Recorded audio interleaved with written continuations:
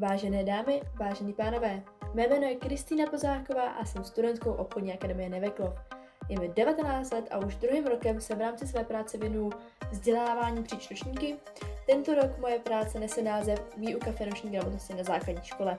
Jak už jméno mé práce napovídá, realizovala jsem výuku finanční gramotnosti na základní škole, konkrétně v 9. ročnících. Jednalo se o 3 hodiny ve 2 třídách, celkově tedy 6 hodin. Mým hlavním cílem bylo dostat finanční gramotnost a schopnost pracovat s penězi do podvědomí žáků 9. ročníků a dále také prozkoumat 3 různé metody vyučování. Pro individuální výuku jsem zvolila způsob rozpočtu.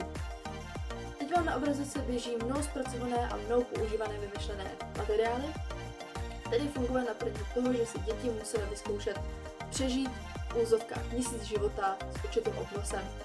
Nezáleželo na tom, jaký měli výdaje či příjmy, jeli prostě podle toho, kolik zrovna měli k dispozici peněz. Pro kolektivní metodu jsem zvolila způsob roleplaye. To znamená, že se třída rozdělila do 3 skupin a každá třída musela řešit svoji vlastní situaci.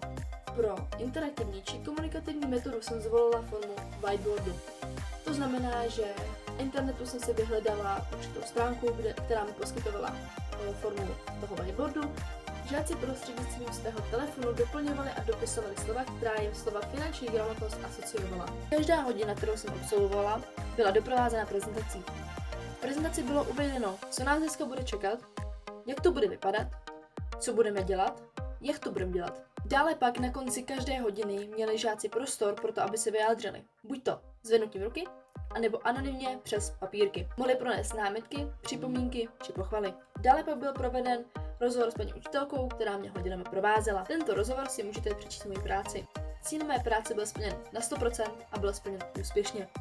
Toto téma je mi blízké, jelikož se jednou sama chci stát učitelkou a myslím si, že finanční gramotnost jako taková se na základních školách učí velmi málo.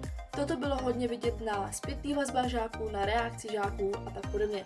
Realizace výuky byla velkým přínosem daného ročníku a tyto žáci pochopili, proč si kolikrát rodiče něco nemohli dovolit, či proč něco nemohli koupit. Finanční gramotnost jako taková byla pojatá velmi dobře ze strany žáků, pochopili, co je inflace, co je hypotéka, co jsou úroky a to, že ne každý příjem je dobrý příjem. Pochopili, co znamená zadlužení, oddlužení a jak se vyvarovat dluhu, jak se vyvarovat vůbec situacím, kde se člověk zadluží. Žáci pracovali v celku aktivně, implementovali různé své názory, svou kreativitu a myslím si, že z mé strany vše proběhlo v pořádku.